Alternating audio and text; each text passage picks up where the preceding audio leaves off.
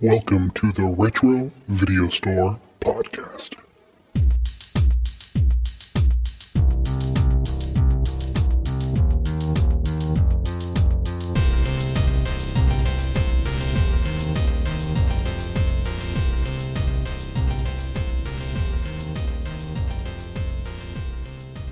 Welcome, everyone, to the Retro Video Store Podcast. I'm your host, Eric. Hi, Eric. And that's my co-host, Neil. I'm Neil. And who decided to forego the people of Gotham and not join us this week? That would be David. He's still out in the field being busy. You know what David's doing right now? No, I don't. He's wearing hockey pads. He's not wearing hockey pads. So today, we're going to talk about The Dark Knight from 2008, the second of the Christopher Nolan Batman trilogy. And we have opinions, like we always do. So I got to say some things. I got a few things. It's got some hot takes on this movie. I just find it funny when you say we have opinions because, you know, that's pretty much the whole podcast. That's why you're listening to us, to hear our opinions on stuff. So, or maybe you're trying to learn English, or you're trying to go to sleep and you need some white noise in the room. Technically, I'm the only one that gives white noise. I love that there's memes like, I need some white noise, and it's like a boy band or like, you know, Dave Matthews Band or something like that. Let me talk to your manager. I'm tired of you taking my job. There's someone that's I need some brown noise, and it's like gunshots outside and arguing and stuff. Anyway, Neil has the allergies are kicking his ass, so you may hear some sniffles from Neil. Oh, you're going to hear sniffles. This is not a May. Here in Colorado, it snowed yesterday, and so we always call it false spring. False spring has happened, and second winter is occurring. Hopefully, true spring will happen. Hopefully, pretty soon. Oh God! But you can never. The trees and plants are fornicating here in the San Francisco Bay Area today. It's been bad. Yeah, but you can never put your winter clothes away in Colorado until about late May. Usually, so. But let's do what we always do. And I know Neil has watched some stuff, and I've watched some stuff too. So, Neil, what did you watch this week? Well, I watched some things. But I did go to the theater with my lovely bride, and we watched the Something of Ungentlemanly Warfare, whatever the hell it's called. The Ministry of Ungentlemanly Warfare? Ungentlemanly Welfare. Warfare. There it is. Mm-hmm. How was it? It was okay. There were a few great action scenes. So I guess this is all actually sort of historically accurate because they came from Winston Churchill's declassified files in 2016. And there was a book written about it, which I've ordered because I'm going to read. But there's like some action and then other characters doing stuff because like our main group of guys, like Henry Cavill and Alan Richardson and all those guys, they're on a boat for most of the movie, just traveling. Mm-hmm. Apparently, Christopher Lee and Ian McKellen were part of the Ministry of Ungentlemanly Warfare back in World War II. Well, Ian Fleming was... Damn, Ian Fleming, not Ian McKellen. Ian Fleming was part of this. I'll go my Ian's mixed up there. You know, whoa. I feel a little bit...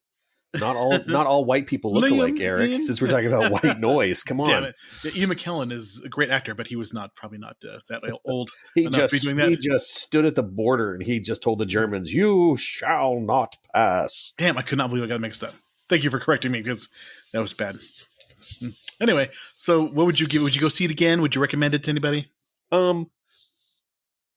As far as war movies go, it's okay.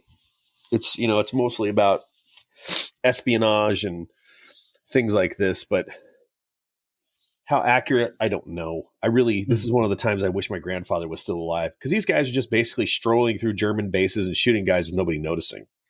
Mm-hmm.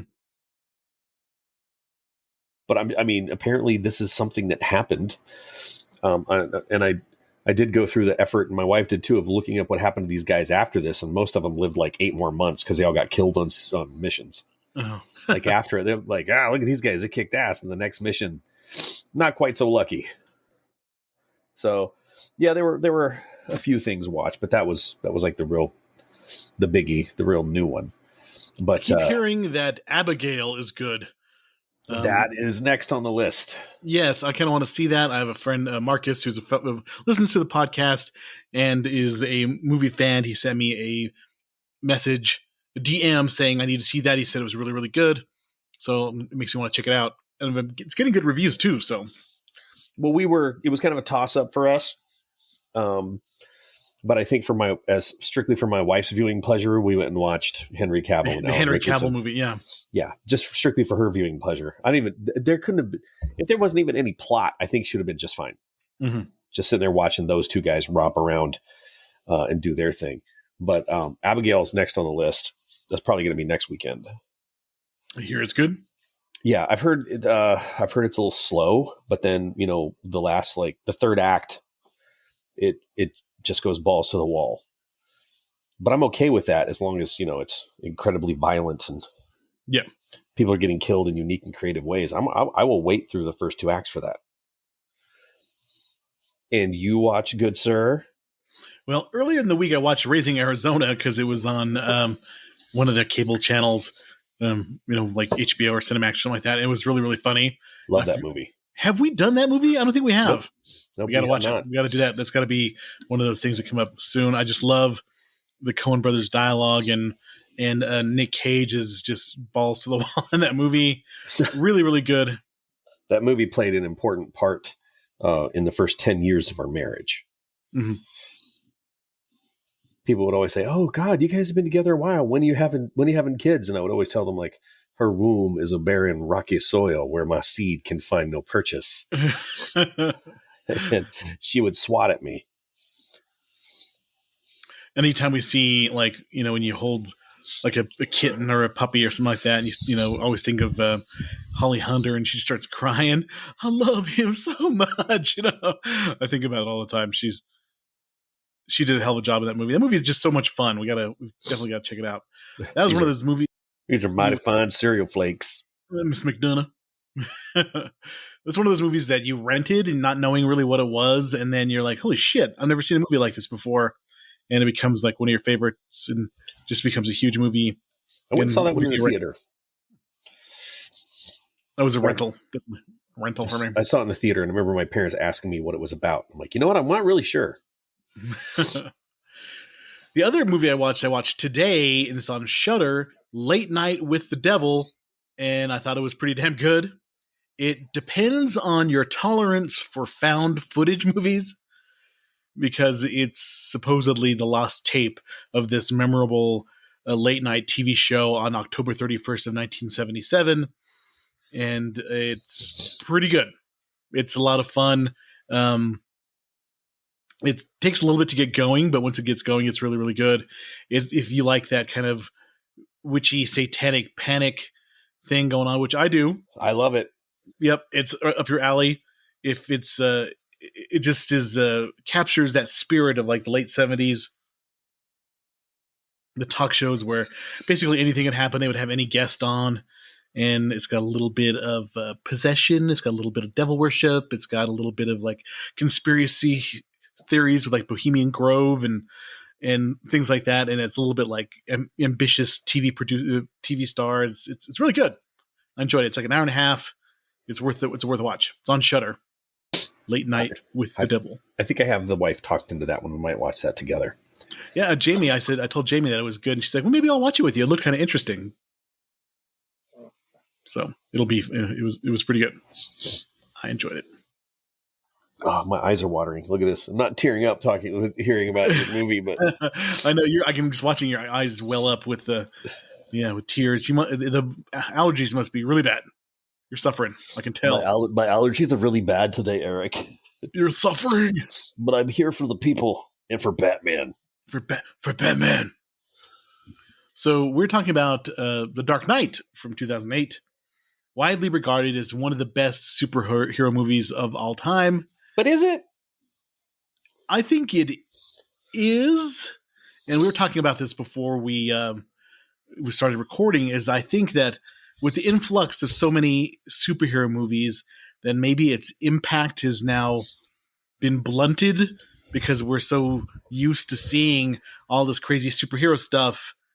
And when this movie came out, it was like, holy shit, this is amazing. But now that we've seen like, Thanos and all the other, the Infinity War kind of stuff, this maybe kind of pales in scope.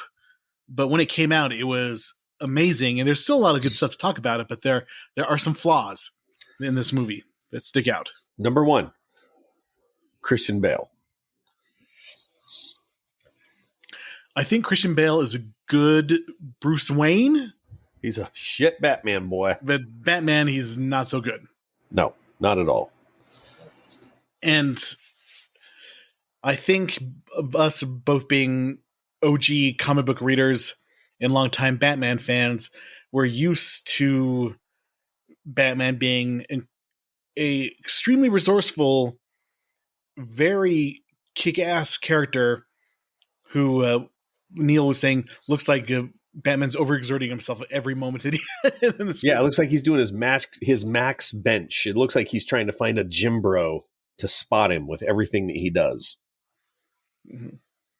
I think almost the fault of the movie to me now is that it is almost too realistic or too set in like a real universe where it should be a little more fanciful, I guess. I don't know. More fantastic. You don't like watching him like mouth breathe or hold his mouth open every time he talks? His mouth is open a lot. It is. A lot. Drew, okay, so you're so smart. Lucius Fox has got such a handle on this. And by the way, Lucius Fox in this, smooth as hell. Well done, Morgan Freeman. Drill some holes in there so that guy can breathe. Mm-hmm. But they did. That's what Rachel Dawes. That's what Rachel Dawes heard in her ear. That's why she. That's why she left him. Oh, I'm in the Batcave. Oh. They did fix the major problem with the first movie. The suit was so stiff, he could never turn his head. It looked like he was encased in a like a giant dildo. No, he was just stiff. You took it to a weird spot right there. Of all the analogies you could have drawn, that's where your head went. Well, I always think about Man of Steel in the movie where Zod and all the other people are sent to the Phantom Zone.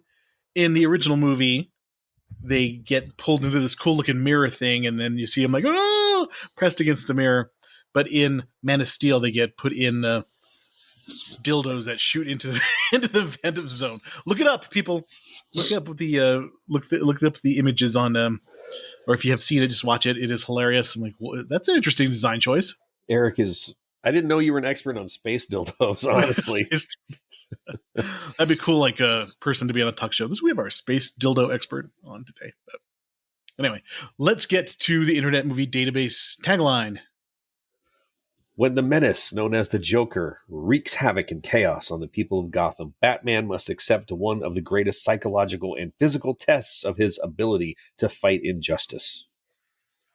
All right. I will say that Heath Ledger's performance as the Joker steals the movie. Obviously, great performance, iconic, and I think also sadly co-opted by the incel community. Yeah, sorry. I thought I was snorting with the thing off. My bad. I'm just going for it. I'll see if I can edit that out. All those awkward videos on online that women are posting with like guys like, yeah, people say I laugh like the Joker. They start doing all that weird crap. Oh, it's lovely. It was almost so iconic that it turned a whole section of guys into Joker wannabes, and with varying consequences going on. Directed by Christopher Nolan, very well directed by Christopher Nolan. It looks great. You can see all the money that's spent on screen. Really good practical effects. They're actually out on sets. There's extras. There's location shooting. They're really flipping up trucks and moving things around and stuff. So it is really good in that respect, that you can see the money on screen every moment of that movie. Story by Christopher Nolan and David Goyer. and screenplay by Christopher Nolan and Jonathan Nolan. Released July 18th of 2008. Budget of 185 million, made 1.006 billion at the box office. So a huge success. And there is, when we go to the critical consensus, it'll be interesting to hear the fawning reviews. Once again, I think it's still a really good movie, but Neil hit it on the head as soon as we started talking about it before we hit record. Is like, I think I remember liking this movie more than I did today. And I agree. I remember really just being enamored with this movie when it came out, that it was just like, flawless. But now seeing it again, there's some pacing issues. A little bit. There's some insisting upon itself. Here's my idea. Let's take the Batman versus Superman Batman. Okay, the fight scene where he's trying to get Martha Kent and he drops down and uses his gadgets and messes those guys up. Let's take that Batman and let's have him make sweet, sweet love, sweet upside down bat love to Robert Pattinson's Batman. And let's get the Batman that we deserve. Yeah. The greatest detective, the Dark Knight detective, but also the person or the character, the image that crooks fear, that inspires fear into the hearts of the Gotham underworld. Yeah, there wasn't a whole hell of a lot of detecting. He had a lot of everybody else doing the detecting for him in this movie. They inserted that scene where he's doing a ballistics test on that that bullet fragment. That one is just like, okay, we haven't seen him detect anything, so we're going to insert this like 9-10 minute sequence that really doesn't push the plot anywhere forward and have him do that. He can operate cool devices, the gun on the rail.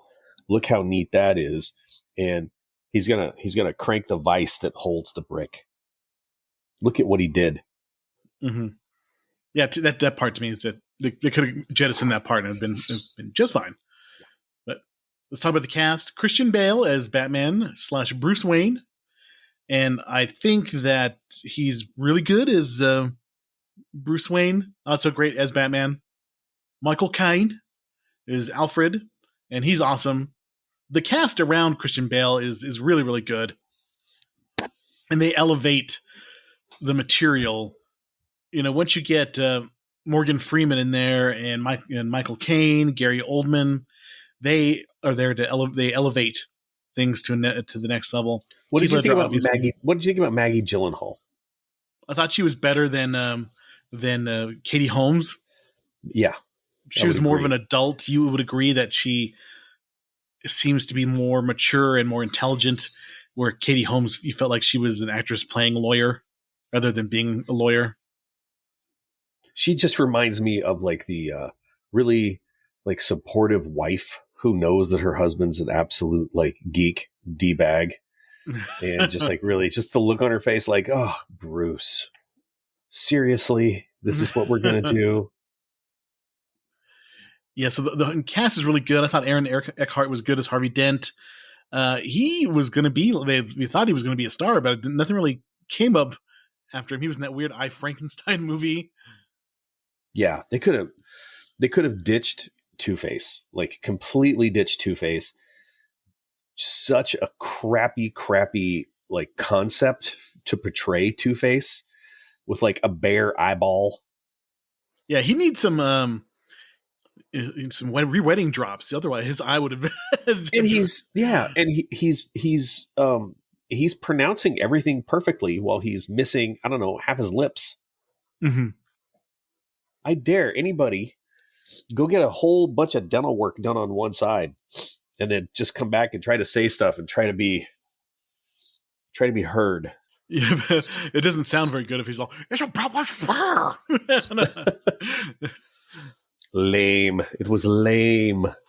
I did like the contrast between the three people, between Batman, Lieutenant Gordon at this time, and Harvey Dent. Just the three sides of trying to do justice, and having Harvey Dent being the one who's supposedly the unblemished person, but he turns out to be very morally flawed, but they want to keep it a secret and stuff like that. I thought that was good. I like that part. I enjoyed that part. I feel like Robert De Niro here. I have so many things to say. I can't vocalize it, so I'm just going to make weird faces. You're the best of us. He can represent an ideal. Shut up. Well, just and beat this people is up. well, and that is my problem with this is that in the comic books, Batman really has no quibble about what he does. He does it. There's no is this the wrong thing to do? No, I'm gonna kick the shit out of the Joker is what I'm gonna do. I don't need woke Batman. I need Batman to kick ass. But I mean, I guess that's what you're looking for. You're looking for the dramatic, engine. Is Batman creates more problems than he cures. He probably would have, there's I read some theory that he's a billionaire. If he would have just, kicked off a couple of $100 million to the homeless foundation or, the mental health facilities in Gotham and stuff like that, he probably would have cured a lot more people than, scaring people in alleys at night. Just paid attention and got some therapy. Yeah, but I guess that's, you don't have a story that way. But the critical consensus is pretty detailed. Do you want to hit us with that? Yes, I do. And I'm going to pause before we do that so I can go grab some fresh tissues because I've run through about 50 million. Hang on one sec. All right. Critical consensus reads, The Dark Knight received critical acclaim because we didn't know any better. The film holds a 94% approval rating from the aggregate reviews of 345 critics on all Rotten Tomatoes with an average score of 8.6 out of 10. The consensus reads, dark, complex, and unforgettable. This bottle of wine, hold on, the dark neat. He's going to be the neat in this. He's not a knight at all. Succeeds not only as an entertaining comic book film, but as a richly thrilling crime saga.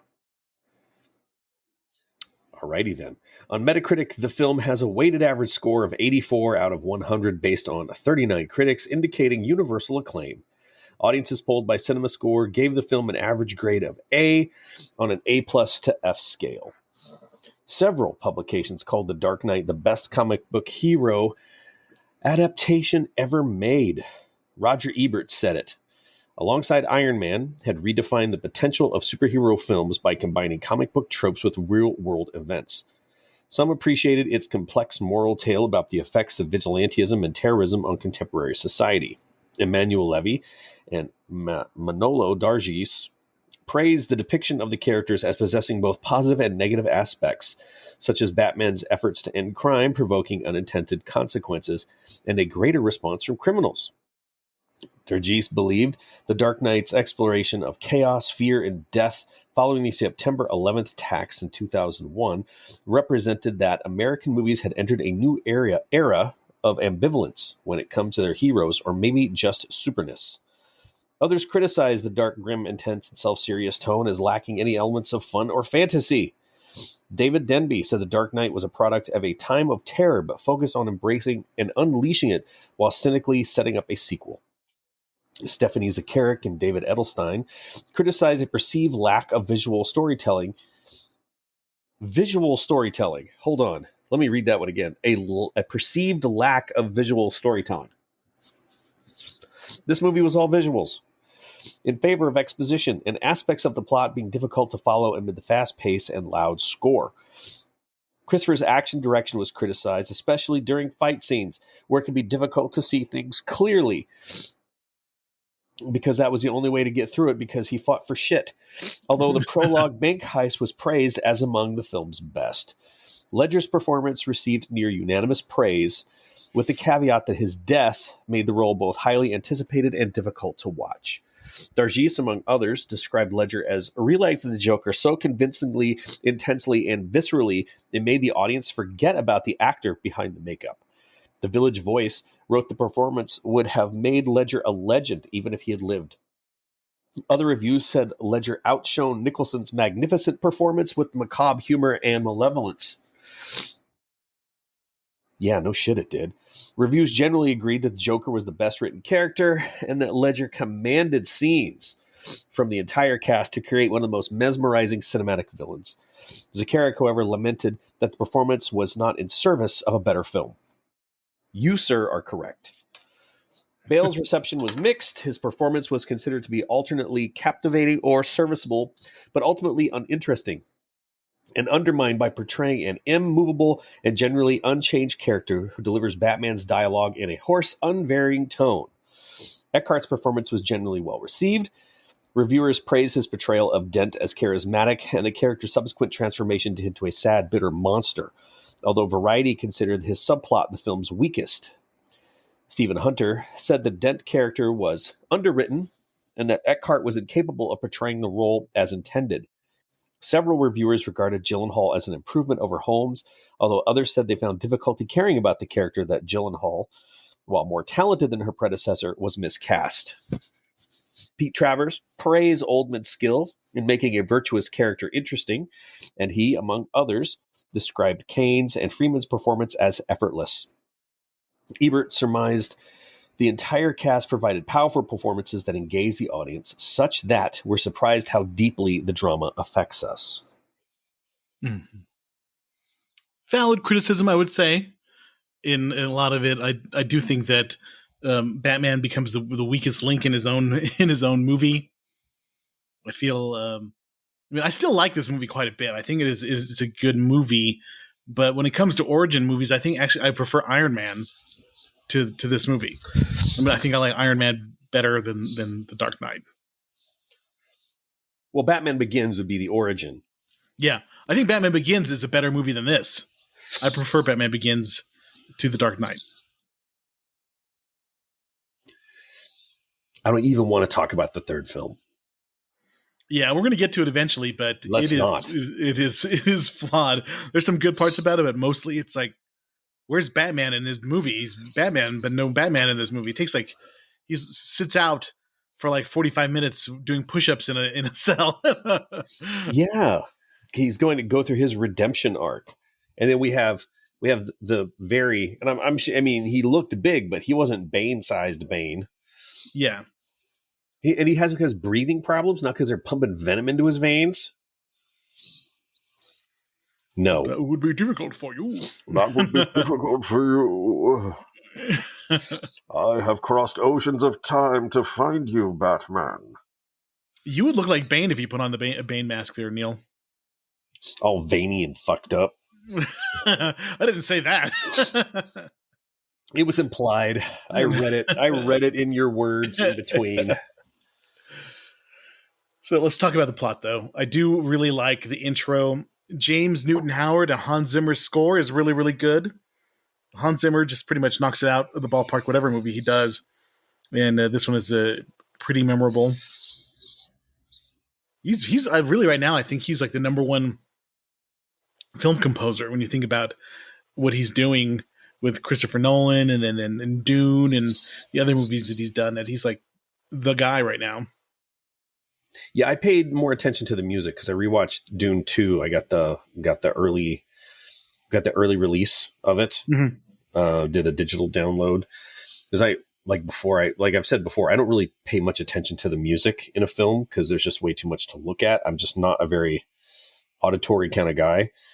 And I made specific efforts to turn the sound down, read the subtitles, and listen to the sound. Mm-hmm. The music, because I've got a neat little thing that'll let me cut up different audio tracks, so I could turn down the God damn it, words are hard. Yeah, I am on so much damn cold and stuff medicine right now. I feel like I want to go through the list. I've had 3 Zyrtecs, 2 Claritin, I've had a Benadryl, and I've had 4 pumps of whatever that new nasal spray is that you can get over the counter that used to be prescribed up in each nostril. And I'm still dripping like a leaky faucet. Oh my gosh. Yeah. Okay. Now I've gotten that bitterness out. All right. So you can turn down the dialogue, but turn up the music.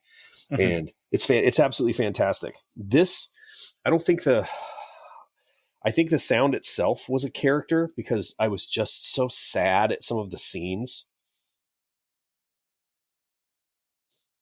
so depressing. It was just it could have been so much better, like a shitty helicopter shot of Batman standing on top of a roof. Mm-hmm. Not even standing cool. Like he does his best Batman thing when they're going to tell Gordon's wife that Gordon got killed, and he's all perched up, kind of semi in the dark in the rain off there. There we go. That's the Batman we need and deserve. We're gonna get back to that plot point later. It's just fucking ridiculous. Ridiculous. I don't want Hong Kong like blinky balloon Batman. All right, DC logos, blue flames, super wide IMAX intro, of the cityscape. And then you see the robbery that goes on. I think that was really a well done intro to the Joker, the whole bank heist. Even though it is pretty ridiculous, it still lets you know who the character is. And plans within plans within plans within plans. Yes, so much stuff has to happen perfectly for things to happen in here. And this is also during the time, and I think we talked about this a little bit, where the hero always wants to get caught so he can get his plan on specifically to happen. This movie and the original Avengers with Loki getting captured, and then Skyfall, where Silva gets captured. Those are three movies all within the same time period where the hero gets captured, the villain gets captured, he can carry out his nefarious plan.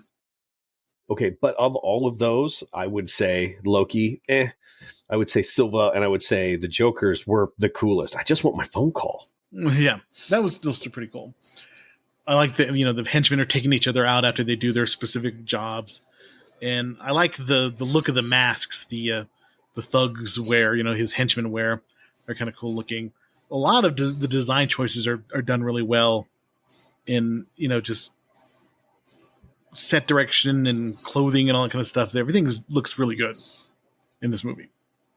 Christopher Nolan has an eye for detail. And before we started recording, I watched like an hour and 20-minute kind of making of documentary about all three movies and how Christopher Nolan is very precise about everything he wants. And, and I do think his flaw in his movies is that he insists upon himself. So just I think some of the ideas and stuff that he is the themes and stuff, I think he's trying to be too, it's obvious what the themes are, but he's trying to be too clever, I think. I feel you get beaten over the head with them. Yeah. Like some Scarecrow. I'm sorry, somebody who's supposed, I'm sorry, it looks like Bruce Wayne is wanting to do therapy in this movie. Not that going to therapy isn't a bad thing, but he just belly aches and bitches any chance he gets. I don't know what to do, Alfred. What would you have me do, Alfred? What would you have me do?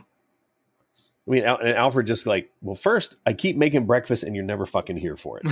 I would like you to eat some breakfast. I'm just trying to keep you healthy. Second, don't go out so much. Stick around the house. Maybe a nice night in with Alfred. A couple beers, watch a movie. Alfred's not going to be around forever. Yeah. Mm-hmm.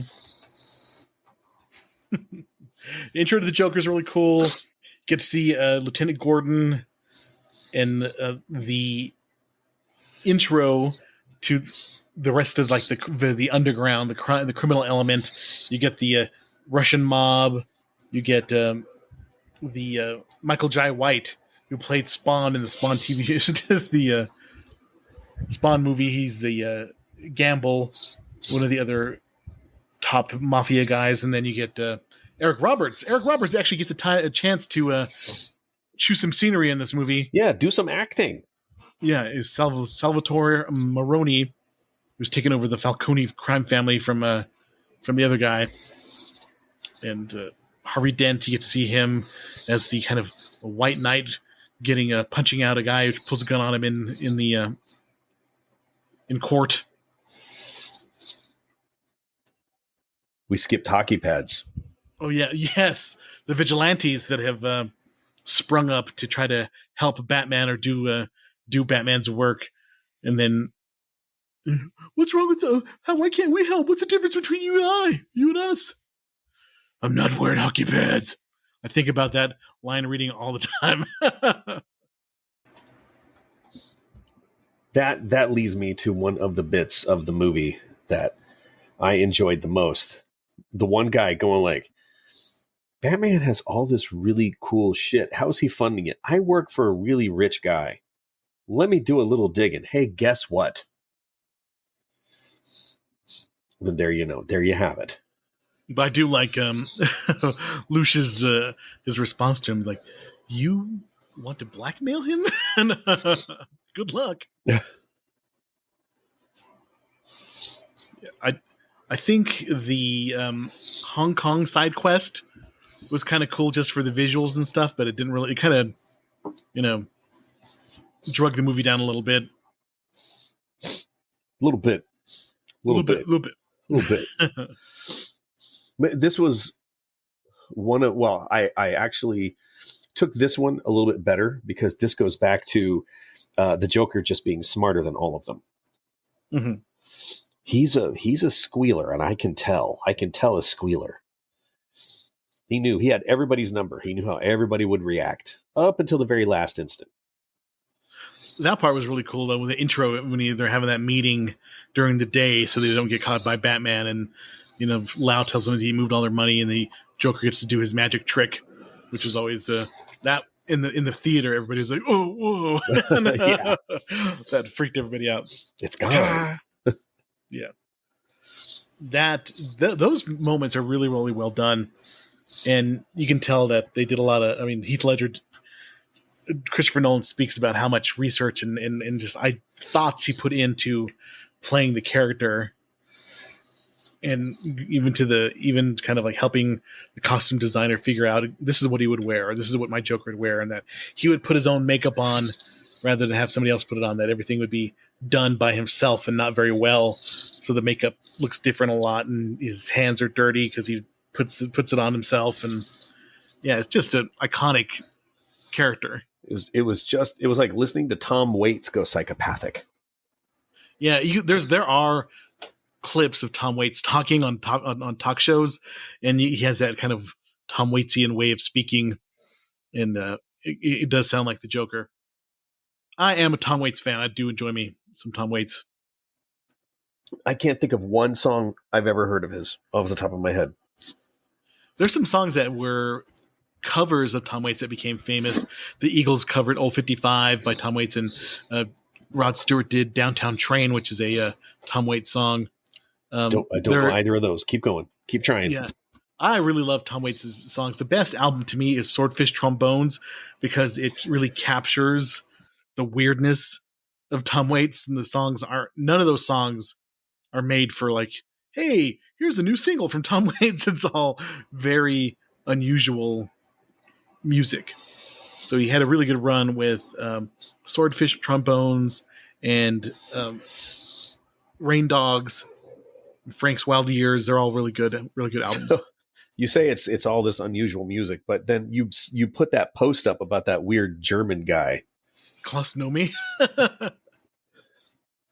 Yeah, now was the time on Sprockets when we drop acid. That was some good music, man.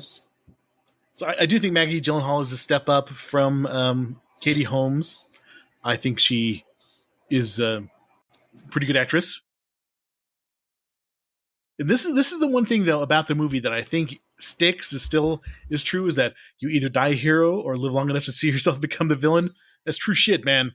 Anybody who's ever like an underdog and then people start rooting for them, and then they realize they get sick of them, and then they start hating on them. It's just the cycle of every person who becomes who becomes popular. Eventually, people think you suck, and you become the villain. Somebody is going to hate on you, and then popular opinion will turn on you. It's all WWE story arc. Yeah, basically, yeah. Mm-hmm. It's all professional wrestling story arcs. That's all you got to turn heel sometime to keep the story going. All right. May I say, yes, that I'm trying not to sneeze.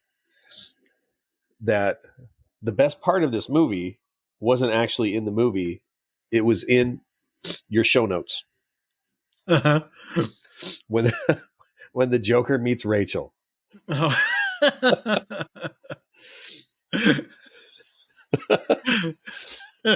Read it, chicken shit. I know when the Joker meets Heath Ledger's character, the Joker meets Maggie Gyllenhaal's Rachel, and he's like, I pounded your brother's butthole once. We were watching sheep over summer. Oh yeah, we're adults. Oh wow! All right. I will say Brokeback Mountain is a hell of a good movie. It is depressing as hell. I've only ever watched it once, and it was one of the most awkward movie-going experiences I've ever been to in my entire life. And we were watching it at Kimball's Pikes Peak Theater, which was like the artsy theater in town. It's since closed down because the owner died. But it was packed. No pun To intended. see this movie. Yes, and Jamie and I are in this theater watching it, and everybody is enjoying the movie until they meet in the in the tent, and a certain spitting scene happens, and and you could have heard a pin drop with awkwardness in that theater. People were not ready for that, but it's still Neither was he. That's why he had to use spit. But as you will add, movie is so freaking sad. It is one of the saddest movies I've ever seen. It's really, really good. Ledger did a hell of a job. So did Jake Gyllenhaal. It's a really, really good movie, but has become a punchline in which I have used it now, a punchline in pop culture. It's a good movie though. I'm going to leave you alone with it. I'm going to let you talk your way out of this. Yeah. Keep going. I do like the different scar stories. Know how I got these scars, and keeps changing it up a little bit situationally. Yeah. One thing that did bother me is when they bring the Joker's body into the pool hall where Gamble and his cronies are waiting. When he puts the knife in Gamble's mouth, that wouldn't have killed him. It would have been a very inconveniencing, not fun, but it wouldn't have killed him, and it drops him like he died. I'm just like, he's going to be in a lot of pain, but you're going to have to do more than that to kill him. I didn't really pay attention to what he did. If he cut his mouth, or if he got his neck, or what he did. Yeah, maybe it's insinuated that he cut his throat, and I didn't pick up on it. But in the movie, the part right before that, he's basically has a knife inside his cheek.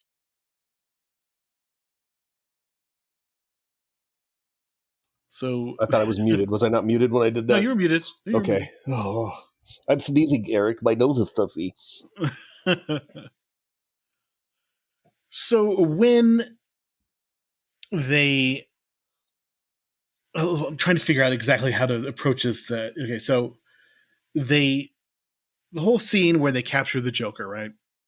Or no, it's not. It's before that, where the scary part when the fake Batman, the vigilante, hits the window when he's talking to the mayor, and then now the Joker demands that Batman has to give himself up and that kind of stuff. Puts a hit out on everybody, kills the judge, he kills the police commissioner, and he says he's going to kill the mayor. So that scene is kind of cool. Lots of extras and stuff with the Joker disguised as a policeman. They get to the point where it looks like Jim Gordon has been shot, right? But we know later on that he is not. Why the fuck did they go tell his wife? What tactical purpose does it serve besides stringing us audience like we're idiots? So if the bad guys are watching her, they see that she's giving a genuine reaction of a wife in grief. You cold, heartless bastard. It just made no sense to me. Like the Joker's got like, hey, go stand by and see how she acts. Yeah. Yeah, I wonder though, because he seemed to be like super far reaching. He had already like pre-planned out so much crap and had so many people in different spots. Yeah. For somebody who's supposed to be an agent of chaos, he was very meticulous about everything. I do like when Batman's shaking down Maroni. He's like, he's a fall wouldn't kill me from this height. I'm counting on it. And he drops him. That looked like it hurt his knees. Ouch. Yeah, I had, pardon. Having had several knee surgeries myself, I got that weird sympathetic pain when he hit. Mm-hmm. Very uncomfortable. So, Rachel, where are we going back? I keep thinking about going back and forth on the movie. The dinner party scene is pretty cool, where the Joker comes after Harvey Dent, and you get to see Batman and the Joker meeting for the first time. I do like the girl's like, "Oh, you have a panic room," and then he just ignores him. I thought that was like, just goes in like, oh, that's just great. The whole part where they are transporting Dent to the jail, that whole sequence is pretty damn awesome. They had such room to go around that burning fire truck. They had so much room. They didn't have to go down there. The Bat Cycle was in this, or the Bat Pod.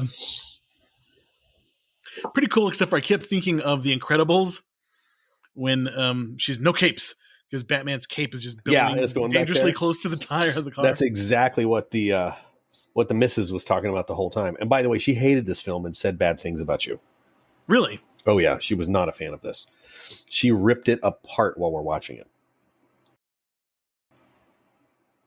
It's your fault. She said, thank you. You ruined an evening in our house. I've been ruining an evening about once a week in your house for the last 3 years. even if it's something I'm trying to enjoy. Because I kept telling her, like, no, wait. Heath Ledger's coming back on. That part's going to be kick-ass. No. And she would just, like, focus back on all the stuff. And she could not stand Christian Bale mouth breathing through this movie either. I know his mouth is always open in that Bat. When he's got the cowl on, he looks like he... I did like the interrogation scene with. I loved your visual humor. I loved your visual humor right there for the podcast. That was great. I know. As soon as I said, I'm like, that's not gonna play. The guy with the explosives in his chest was kind of cool. He just getting ridiculous crazy planning. Guys. He said it would take away the voices. Mm-hmm. I like the gigantic pile of money that the Joker slides down and then sets on fire. Pretty cool. And yeah, not very gracefully too. I really appreciated that. He almost ate shit coming down that pile. Mm-hmm. Yeah, I do like Two-Face, but the makeup was a little extreme. He would not be able to he would get a bad infection, I imagine, if you have an open have your faces peeled off and just in open air. Yeah, and it didn't look like it was very well healed either. I know. Okay, but that was the other bit of the movie that I hated. Like, Harvey Dent was refusing pain medicine, so he's in agony. But if he's in agony, they're saying like his vital signs were really, really steady. Like really, really steady. So he's not acting like someone who's in agony. But the fact that he did not recognize the Joker until he peeled the mask away, even though he had all of that paint, and then that's when he lost his shit. I know, that makes me laugh so much. He's like, you didn't know that was the Joker yet? And then all it took was a little pep talk to take him to the dark side. Yeah. He said, don't look like a guy with a plan, even though those plans were meticulously done. The part that really, really, really drags for me, and I think is completely stupid and kind of insists upon itself more than anything else, is the whole stupid boat thing. We got a boat of prisoners and a boat of citizens. Who's going to make that moral choice to blow up the boat? Both those boats would have exploded within seconds. Yes. Who would have got to the detonator first? Would it have been the people, the convicts who would have turned that instantly, or the citizens like, fuck those guys? They would have, that's just. Those people showed you that there's still hope. Yeah. That to me was just the biggest stretch of just dumbness in this movie. And it's a movie I like. I like this movie. It's just that part. They could have gone without and would have not affected the movie at all. I like most of this movie. Mm-hmm. I think the best part of the movie that really does the whole theme of the movie is at the end, where it's Gordon, Harvey Dent, and Batman up on that up in that building, and they're talking about how easily corrupted you could be, or how it takes the Joker proved it was right because he drove Harvey Dent to that state. And I sympathized for the kid quite a bit, especially after Batman gets shot. Harvey Dent shot Batman like a punk. It just like flipped the coin, bam, just shot him. There was that without any hesitation. And you think about as a kid how much you would enjoy Batman and heroes and stuff like that. And then when Batman is running away from the cops, and and Gordon's like, he's the hero that we deserve, or whatever. Not the hero that we deserve. He's that whole part where he's a silent guardian, a watchful protector, a dark knight. That shit hits me still. I still think that is the best part of the movie, executed well. And that scene is the most important scene to me, in kind of like saying, hey, this is what the movie's about. And it works for me. I don't know if it worked for you or not, but I thought that was my favorite part of the movie. I'm still irritated about the hospital, the way the hospital blew up. That was still annoying. It didn't look like it was in Gotham. No. It was far too neat. Where were the people? There was one explosion. There should have been screaming. Well, they evacuated Gotham Central. That was what's his name's priority. Gotham Central has priority. And then the windows, I don't know, do the windows pop out before the flames shoot out? Is that just... So, I don't know. It bugged me. Well, the thing that it did bug me in a sense. You're muting. There's damn Godzilla miniatures that blow up better than that hospital. But I'm thinking about the budget. They actually blew up a building. It wasn't CGI. They found an old building and blew it the hell up. Well, they didn't find like a new building that people cared about. They found an old one. Like, this one's old. Just blow it up. It's fine. But I still appreciate this happened on scene and in camera. So I'll give it to Christopher Nolan a little credit there for, flipping trucks and blown up buildings and things like that with minimal CGI. I accepted that. It bothered me. I do like the way, dogs are always, dogs hate Batman. Batman hates dogs. He will throw them off platforms without any compunction. He doesn't have any sausages in his utility belt to give them. Will this stop a dog bite? Anyway, the showdown with Harvey Dent at the end of the movie, that's my favorite part of the movie. It still works for me. The whole part where, he can take it because he is the symbol that Gotham needs. That's what he should have been the entire movie. And the whole chatting with Dent. Okay, you're in Hong Kong. You can shoot a little gizmo 300-400 yards across and hit exactly on a window. You don't got a gizmo where you can pop Dent in the back of the head and knock his ass out. Daredevil carries around a stick, and he could have done that easy. He doesn't have Bruce Wayne's R&D department. Yeah, it doesn't have the ninja skills. I mean, Daredevil has ninja skills, but doesn't. If you're a ninja and you practice the art of deception, shouldn't you have thrown like a diversionary device or something like that to scare the shit out of Harvey Dent? It's like he forgot all of it. Spray some Bactine on his face, help him. That would hurt. Throw some hydrogen peroxide on there. They did the whole thing to show he had little doodads that would shoot out of his forearms, and then did nothing with them. Well, he hit the Joker with them. Well, but really should have been way more dramatic. He had a whole other arm. Yeah, take out Dent. Put one in his like open eyeball. Like made that thing juice all over the place. That would have taken his aim off. Would have been like a Lucio Fulci movie then. Punctured eyeballs. Yeah. So overall, I think it's a good movie, but I think that it has been overshadowed by the bigger Marvel movies that hit right. The ones that are like, I would take Uh, Winter Soldier over this movie. Civil War over this movie. Infinity War and Endgame both over this movie. No Way Home, Spider-Man No Way Home is better than this movie. There's a lot of Marvel movies that don't hit, but I think when they're, the best ones are better than this. I would say Iron Man is better than this. Hancock was released that year, and I think Hancock was a better superhero movie. Oh, damn. Yeah, so the Dark Knight, I think a lot of people love it. I still think it's good, but it just didn't hit right this time when I watched it. I was more annoyed by things and probably more annoyed by the legacy of it as far as like the incel Joker fanboys that came out of it. And obviously what happened between The Dark Knight Rises here in Colorado and yeah, all that kind of stuff. Just, I don't know. Just, I think it's good, but it's not the best superhero movie, in my opinion. Yeah. At the time, it was what we had. We enjoyed it.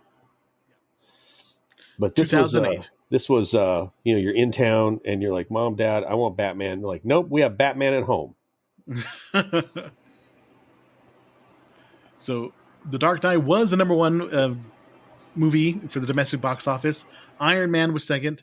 Indiana Jones and the Kingdom of the Crystal Skull, which I have not seen. I refuse to see it. All right. I was coughing and on mute when you said that. What do you refuse to see? Indiana Jones and the Kingdom of the Crystal Skull. I've seen it and I have regrets. Yeah.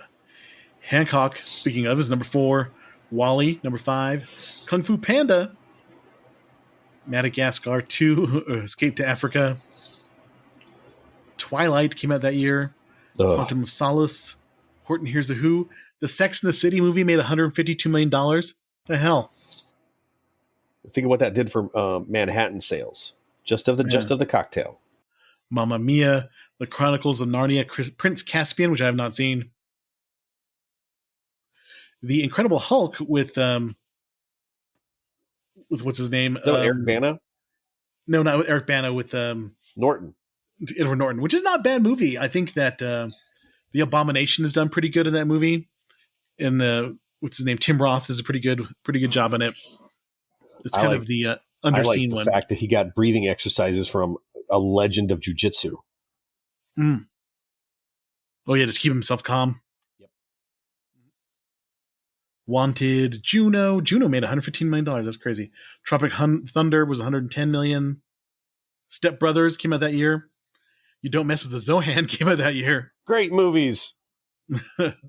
Pineapple Express. Also a pretty damn good movie.